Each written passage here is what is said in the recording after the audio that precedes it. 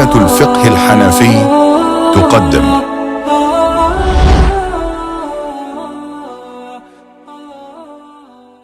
Bismillahirrahmanirrahim. Assalamu alaikum wa rahmatullahi wa barakatuh. Welcome back to the 14th session now. We need to finish with this, and I know that it's been it is a difficult subject, especially if it's the first time that you're reading usul. That's why I suggested that you read along with this some other book on usul, and there's a few decent books written in English on that subject, which it's good to read as a supplementary. One is the fundamentals of the principles of Islamic jurisprudence by Kamali, published by the Islamic Text Society. While that covers the four madhahib and other views as well, at least you can understand the way they discuss things and what the main points are. So that's very, very important.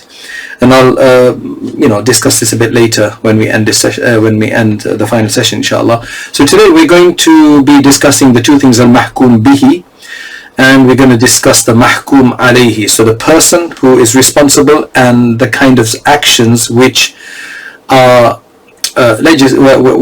judged. So there are various different types of actions. Actions come in various different types, not just actions but obligations, and they come in different types. So we're going to look at what kind of types have been identified by the usuli scholars, so that we can get a better understanding of them. And the benefit of this is that if there is another action that falls into that category, then we will know how to look at it. And I think the other thing which is very important from this is just what I really want people to do is to appreciate how deep this science is. And while a lot of this may not be applicable anymore because a lot of the ijtihad has already been done for us, right? But it just goes to show how rich our heritage is, right, and our system is. So let us start with the types of mahkum bihi, right, the thing which is going to be judged. Sort of, I think broadly speaking, they split that into a few categories. One is the hukuk of Allah subhanahu wa ta'ala.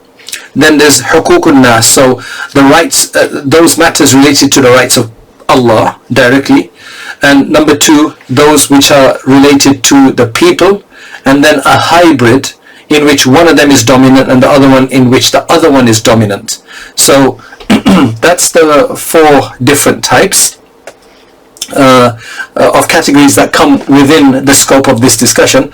And inshallah, that's what we're going to start. So we should start off obviously with huququllah ta'ala, which basically means the rights of Allah subhanahu wa ta'ala. And that essentially just means that it is those rulings, you can say, those obligations, rulings or prohibitions or whatever, that are associated with a universal benefit, not for a particular person in general, but it's a universal benefit. These are benefits that allow the world to be stable, cohesive, logical, predictable, and keep it safe for the welfare of everybody. They're not just related to one person, but it benefits everybody. Now they're attributed to Allah subhanahu wa ta'ala, right? Because of their universal benefit.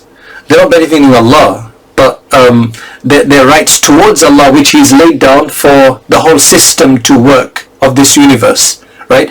Now these in particular are of 8 types. So that's what we're going to discuss today, inshallah, along with some others. These 8 types of huququllah, right? Now, pay attention. They're very interesting, and sometimes they could be a bit complicated, but I think ultimately they make sense, right? So the first are pure devotions. The first category is the pure ibadah, the pure devotion. Ibadat khalisa, they call it. Pure devotion, right? A very personal thing, I think, this one. This is iman, to believe. Belief in itself. That is a right to Allah, right? Not to other people. That's a right to Allah. It will have its benefits that if you believe properly, then you will be good to others and so on. But iman and all of its subsidiary obligations and entailments and so on. So, I mean, the definition of iman is conviction in the heart. about Allah subhanahu wa ta'ala. We've already completed that, discussed that in our theological discussions in the first semester. And of course, with that, to find out, because we live in a world, social beings interact with one another. How are you going to know somebody's got that belief in the heart? The confession comes out then of what's in the heart. So that is a supplementary additional point linked to the heart, the belief in the heart. La ilaha illallah. So the iqrar is needed for a person to be treated as a believer in this world. Otherwise, how are you going to know that this person's a believer? Right? So from a dunyawi perspective, the iqrar is more important than the belief in the heart. Because how are anybody going to know in the dunya that you are a Muslim and you believe in Allah if you don't voice it, you don't vocalize it, you don't express it? So that's what this is. This is the pure ibadah, like for Allah subhanahu wa ta'ala. Now, there's nothing else in there, right? Number 2 is also a devotion, but fiha mu'na, there's a burden element in it, right?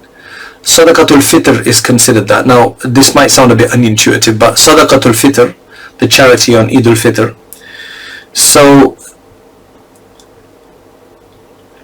there's quite a bit of a technical explanation they provide here, which sometimes, for the first time around, it doesn't make sense to some people. But they're saying that if this was pure worship, then remember we had a discussion about this earlier in one of the previous sessions, that Sadaqatul Fitr is necessary even on behalf of children, even on behalf of babies that were just born yesterday, the 30th of Ramadan. Today, you know, that you will have to pay Sadaqatul Fitr on that. If there was ibadah, it would not be obligatory. So that's why this is an ibadah, but there's an aspect of what they call mu'na, which is there's a level of burden and responsibility there as well. So that's where it says that you don't, for this particular category, you don't need to have full level of being mukallaf in here, because there's a level of the burden aspect of it is the most significant aspect. So even though you're not mature, even though the child is not mature, it's still applicable to that person. In salat, which is which is of the first category, zakat, hajj, those are considered to be pure ibadat. Well, salat is, and fasting, etc. is. That's not necessary on a child, because there's no, they don't classify that as fihi mu'na. They don't classify it as having an additional burden to it. That's a pure worship. So that is only responsible for those who are mature. This one, because it's got that aspect, but it also has an aspect of burden, that why it also includes within there the children. So somebody's going to have to pay on their behalf, which means usually the father. The next one now, number 3, this one is the burden that has a type of a penalty or punishment within it. Now again, I say that these are not very intuitive terms, to relate to, and especially in English they sound even worse. This is like kharaj. Kharaj is a land tax, almost, to give an amount of produce.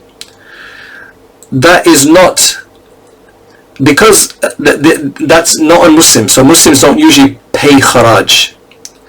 It usually something that applies to a land of a dhimmi, the people of the book that remain within a Muslim state, right?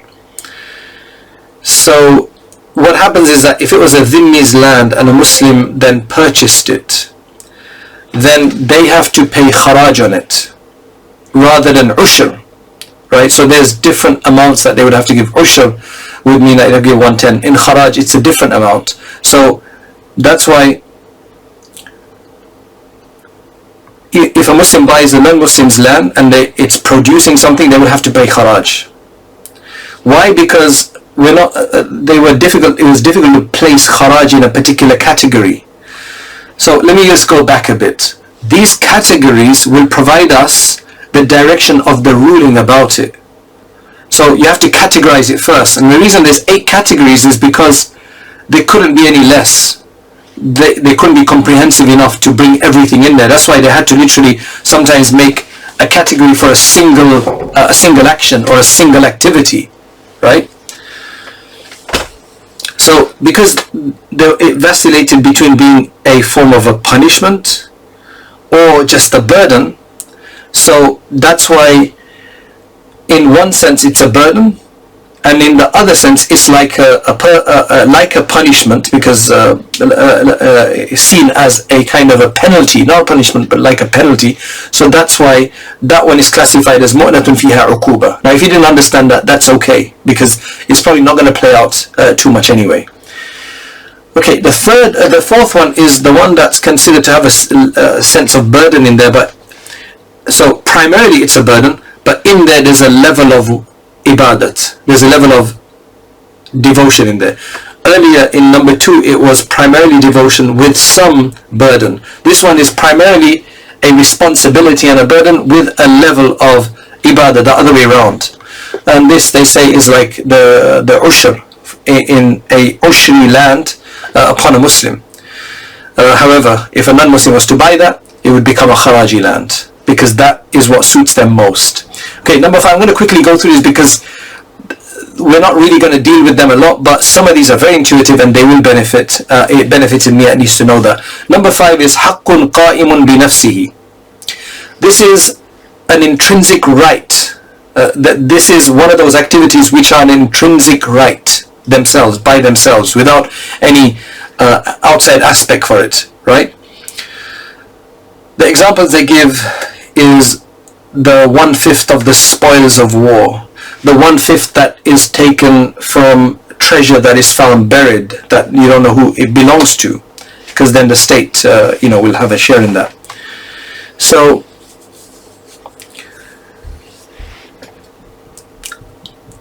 yeah, that's that category. I think I'm going to leave it there. I'll go on to the next one. Number 6 are those which are considered to be just pure and complete punishments or penalties, right? Disciplinary penalties. These are the hudud, right? Like an eye for an eye and cutting off the hand and so on and so forth. So that they relate to that category, right? They all relate to that category, and that category will have its own type of ahkam, right? So remember, what this whole discussion is about, just so we don't forget, is the mahkum bihi. What are we legislating on, right? To make it fard, wajib, mustahab, batil, fasid, wajib, or what? So these are different categories of events in people's life and in this world that have to be legislated, right? So these were the legislation regarding pure penalties, complete penalties. Okay, the next one, number 7, were the deficient disciplinary penalties, not the full ones like the previous category. This is, for example, if somebody killed the person they were supposed to inherit from, then they don't get inheritance anymore. That is a partial penalty. They don't get, that's a partial penalty there. And yeah, there's some other discussion there, but that gives you some idea about that. Now there's another right that vacillates between these are rights that vacillate between being worship or being a punishment or being a penalty. For example, the kafarat, expiations for breaking an oath, for dhihar, and other things like that. Now, how are they a worship? They're definitely related to worships, or are they punishments? So they're like a hybrid. We can't put them in any one of those completely. Now, from the perspective that they are ibadah, in that sense, they can't be obligated on non-Muslims because they're worships, because they don't have devotion. And you can't apply this to children because children cannot be punished because they're supposed to be forgiven. So can you see the benefit of categorizing? I did not give you the consequence of the previous ones like that, right? But I'll give it to you here so that you can understand. So if it is seen as an ibadah, then that means kafirs can't do that, and it's also seen as a type of punishment. So then children who break an oath don't have to pay an expiation, or break a fast, they don't have to pay an expiation. This is how it benefits us, to eventually output some rulings regarding it. Right, so that was 8. That were the 8 types. Okay, those were the 8 types that we have just discussed. Now, we will move move on to the next category.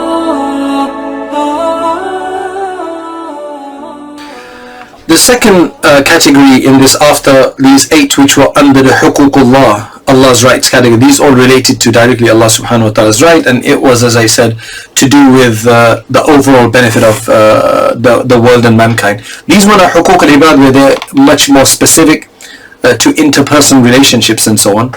And again, here it's for the welfare of individuals, specific people in that case. And for these are so many, right? There are multiple types. For example, the prohibition of somebody else's wealth. You can't just pick it up, you can't take it, you can't possess it just like that, unless it's with their heart's content, right? Likewise, if I was to destroy something, somebody else's property, well, I better be liable, I better pay a liability for that, I better pay compensation for that. And likewise, if somebody usurps somebody else's wealth, then they have to be liable for that.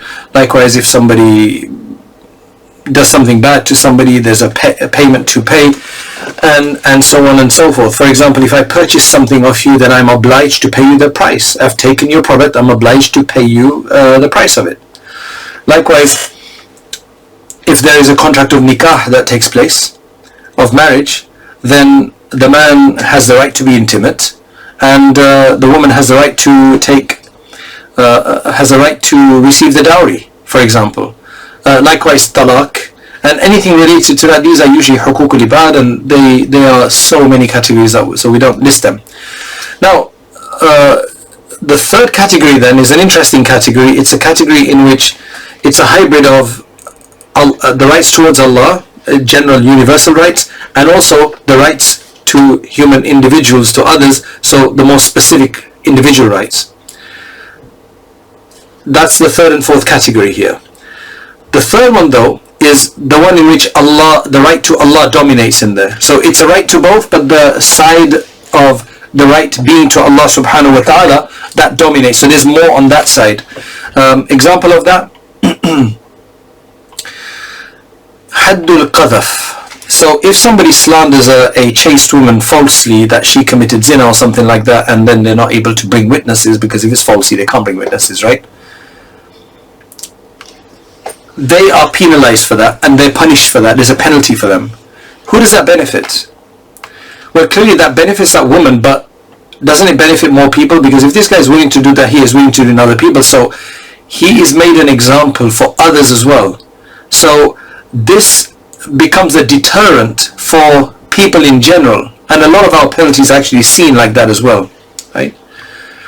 And it's also that the person who has been slandered, it's a benefit to her, because now she's going to be exonerated. She doesn't have to live with the stigma on her life, right? And it's become very clear.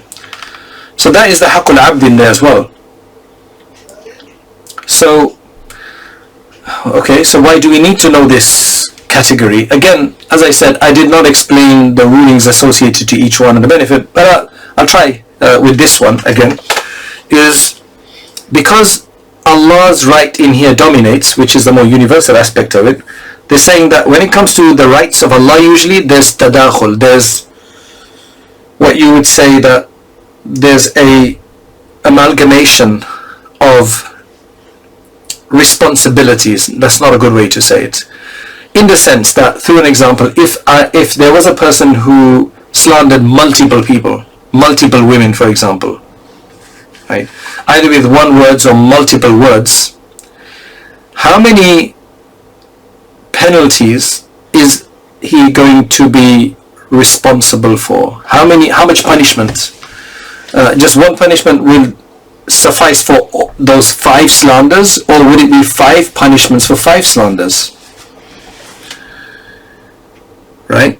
So since the part of being haqq of Allah dominates, and in huququllah there's usually tadakhul, which means there's amalgamation, so that's why he's only going to receive one penalty, and that penalty is quite strict, so that's what that's what it's going to be. Now, because it's a universal right and just not right of that person, if the slandered person forgives him, it can't be forgiven. because there's the aspect of the universal right, so it can't be forgiven by the individual. It's not just benefiting the individual, it benefits both, but the dominant side is the haqqullah, which is the more universal benefit as a deterrent. So that person, that once it becomes established, the person he has slandered can't, well, he can forgive him between him and Allah, but it's not going to drop the penalty, right? So hopefully that's clear. Now the fourth one then is the opposite of that. It's in which both of these types of rights combine, but the more specific aspect of it is dominant in that case, rather than the more universal aspect to do with Allah subhanahu wa ta'ala. And this is the other penalties like qisas, where if somebody murders somebody else, they can be murdered for that, right? Now there is a benefit for the whole world that if there is capital punishment in that regard, and the death penalty, it should discourage more people. As long as it's done in the proper Islamic way and so on, not in hidden something so nobody knows about it, then that becomes more individual. But in Islam it has to be open and so on, right? So if it's done like that, it will decrease a lot of other people, deter a lot of other people. So there is that aspect to it. So it's a haqqullah, and there's a universal benefit. But of course there's a bigger benefit that the person who, or the family who have just lost their loved one, is going to be a huge benefit. So that is seen as the dominant side in this case. And that is why they can forgive. Right? So in this case, the murdered person's family can actually forgive the murderer. Had the universal side been dominant, they would not have, because it would have to be played out, because it's a state issue. So in this case, while it is a partial state issue, but it's dominantly the individual's issue, so they can forgive. Or instead of taking the life, they can actually be paid for it. They can demand a ransom instead, demand a payment instead, blood money instead. Subhanallah, they're so beautiful, these ahkamat. Our fuqaha, Allah bless them, they've gone so deep to figure all of these things out, right? So that was all the discussion of the mahkum bihi, right? That was the discussion of the mahkum bihi. So now discussing the mahkum alayhi, right? The mahkum alayhi comes from the concept of hukm. Mahkum means upon which there is a judgment, upon which there is a hukm, alayhi, right? Upon which there is a judgment. So who is that? That's essentially human beings and the jinn, right? Those who are accountable, that all of these ahkam are directed towards. So the way the way the jurists define this is essentially, it is the mukallaf, which means that it is the accountable being with whose actions the shari', the legislator's commands are associated. Right. So now let's figure out who has the capacity to be accountable. Essentially, who has the capacity to take on a hukm from Allah subhanahu wa ta'ala. Now that is something that can rationally be understood, because you need rationality to understand that. Meaning, one of the main conditions here for somebody to be mahkum alayhi is that he better be rational. So if there's an insane person who doesn't have control over their mind at all, doesn't know what they're speaking about, can't see good and bad, can't understand things at all, they're not going to be mukallaf. So mukallaf and responsible being, a proper mahkum alayhi, has to have the capacity to comprehend, to understand, and have an intellect, because without that they're not going to understand the ahkam of the sharia, right? And if the ahkam of the sharia, if the rulings of the sharia were to be addressed at them and they were supposed to be responsible, then that would be bad, that would be repugnant, because Allah himself declares that Allah does not, Allah subhanahu wa ta'ala only makes people responsible for what they're capable of, right? So usually, how do you determine somebody has an aql anyway? So the Sharia said, look, rather than trying to leave it arbitrarily to the person, we're going to say that as soon as you become technically mature, which means having a wet dream or something, right, in the age of 13, 14 or 15, or menstruation women, we're going to consider that you have enough aql and enough intelligence to be capable of now being accountable of the ahkam being applied to you, right? That's what it says. So the definition could be that mahkum bihi is essentially the capability and the capacity for an individual to take on the obligation of all of those rights that are legislated either for their benefit, that are due to them, or that are due upon them for others. Essentially, that's what it means. If I'm responsible, it means that I have capacity to accept certain rights and to be deserving of certain rights and to be obligated and liable for certain rights. That's essentially what it means, right? Now, this goes into this. We're going to look at a human being from a young age to an old age and to see how that plays out. So let's look at that now, inshallah. So this is now what they refer to as the marahilul ahliya, which means the different stages of capacity. So we start off with a very small capacity and we start on the embryonic stage, because that's the human being. So we're looking at the embryo, right? Once they've passed a certain number of months, and we believe that the soul, the ensoulment has occurred. So do they get some kind of capability? Do they now have capacity to be responsible, or are they still a non-entity? Do they have rights associated with them, for them, and so on? So that's what we're looking at. So the first one we're going to look at is ahliyatul wujub, which is essentially, it means that when can you be considered to have the capacity for Shari'i rights to be applied to a person. Okay, so now there's two things in this regard, right? One is that they are due to you, and the other one is that they are due from you for somebody else, right? So a person doesn't have to have both at once. So when a person is still at fetus stage, right, and ensoulment has occurred and so on, he's still a fetus in the stomach of their mother. Now, until they don't actually become born, until they're not born, they're still considered to be a part of their mother, and they won't have any liability. They could not be called, they can't be seen as having a liability at that point. Oh, this is obligatory upon you, this is necessary for you. Like, for example, if they've got a relative and technically speaking, from the inheritance perspective, they are seen as, if they were alive, they would have been seen as being the caretakers. You can't obligate expenses on them, for example, in certain cases. If they had been alive, then, if that would have been a responsibility of theirs, you can't say that that's their responsibility. So basically, when a person's in embryonic stage, there are no obligations due upon them, right? However, once an embryo, let's just say that his father passed away. He's got 3 brothers and sisters, and he's 6 months, a fetus, 6 months, not born yet. Is he due inheritance? Right? So yes, he could be due inheritance in this case, or any bequest or anything like that, and the nasab is established from his father.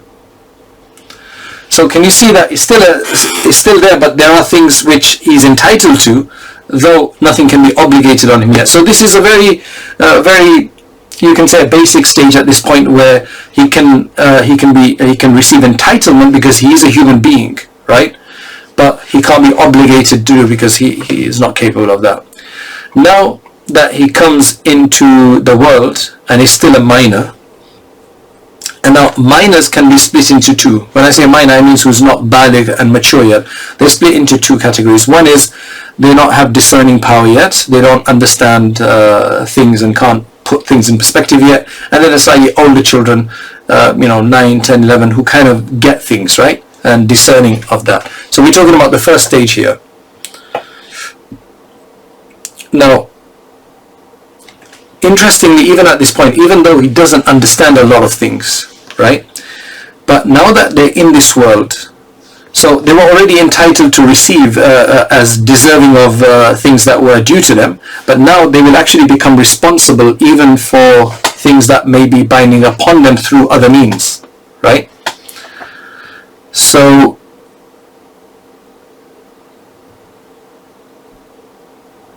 I'll give you some examples. If there's a matter relating to حقوق العباد, okay, and this little infant went and destroyed something, and this will give us the understanding of this, that let's just say there's a 4-year-old who goes and destroys something. Can he be liable to pay for it? Well, if he's got the money, yes, then whoever is his guardian who's looking after his money can pay and will be obliged to pay penalties from that. There is liability on this kid. Not as a kid, so he's got no liability. If he's got the money to pay for it, you can't punish him, like you can't beat him up or anything, but monetary penalties will be, as the liability will be on him. Likewise, if he goes and buys something and eats it up, like went to a store, eats it up and say, I'll pay you later, they will have to be paid. A third case is that, I know this is an extreme case, but if he is the only male and he's got money and he's still a kid yet, but there are females that have to be looked after by the closest male to them and he's the closest male to them, then he can be obliged from his money to pay for them, which means that his guardian will take care of that. Very interesting idea, right? Okay, number 2, if it's not حقوق العباد like that, but it's from the punishments category, the penalties category, above 8 categories we dealt with. If it's now from the penalties category, that he did something that would invoke a penalty on him, right? He's not liable for penalties. He's liable for monetary penalties, but not for hudud. So his hand can't be cut off. He can't be considered a thief, even if he did go and steal something, right? Or qisas, if he went and killed somebody somehow, right? Qisas. Likewise, if he beat somebody up, he could not be beaten up in return. That's not allowed. So within the categories of penalties and punishments, those can't be applied to him. So now you see the benefit of those 8 categories, how they benefit different, right? Now if it's purely from not حقوق العباد at all, the 2 examples I gave from if it's from حقوق الله, right, that means subhanallah, iman, salat, etc., they don't apply to him either. At this stage, that first stage of infancy, they do not apply to him. The pure devotions do not apply to him, so he cannot be guilty of missing a prayer, for example, right? And so on. However, there are some other cases where if it's a ushr or kharaji, land that he owns, then that could be obligated for him to pay from the crops of that, because that's more to do with the land is his, so the land has to pay, right? So you can see, depending on which of the 8 categories it applies to, it's going to function in different ways. It's a very nuanced way to do things. Right, now the next one is, now he becomes capable of fulfilling obligations, right, and bringing about the acts of worship and other things. So now he becomes capable of doing that in a way that the Sharia can consider to be valid. Now that's 2 types. One is ahliya qasira, which means still a deficient capacity, right? He's still at a deficient capacity, and this is obviously the third. So the first one was embryonic level, the second one was infancy, where he doesn't have discernment yet, and the third level now is where he's still a child, but he has discernment now, right? He can understand things. He's 7, 8, 9, 10, 11, 12 for sure, right? So in that case now,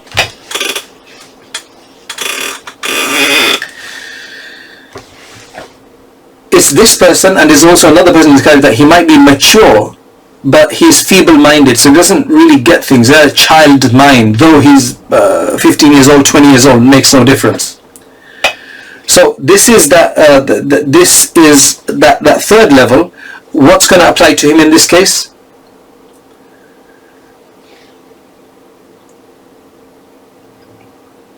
This is going to be that does he have the ability to understand the obligation on him, right? The address from the Sharia, does he have the ability to understand that? Well, he's got an aql, so he should be able to understand that. Does he then have the ability to bring it about and produce it and act upon it and fulfill it? That's obviously with the body. Now, if he does have ability with the mind and with his body to do these things, right, then that's going to work. And if it's deficient, then it's going to be deficient. So, for example, a child, this goes according to what I just mentioned. However, if it's a child who is an intelligent child, a discerning child, not yet mature, his body is still seen as qasir, as deficient, even though his aql can be perfect, even though his intellect can be complete. But when it comes to his body, they don't consider that to be a full body yet. On the other hand, you've got that feeble-minded adult, right? His aql is qasir, his aql is deficient, but his body is complete, right?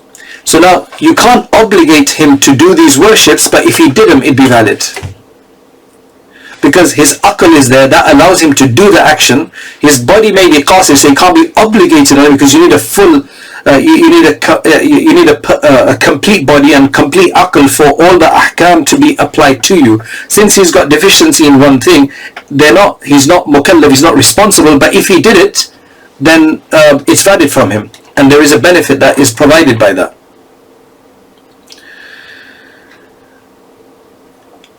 Now, the way this plays out, it depends if it's haqqullah, it depends if it's haqqul ibad and so on, and it plays out that way, and it kind of gets a bit complicated. I'm going to try to explain some of it, inshallah, at least.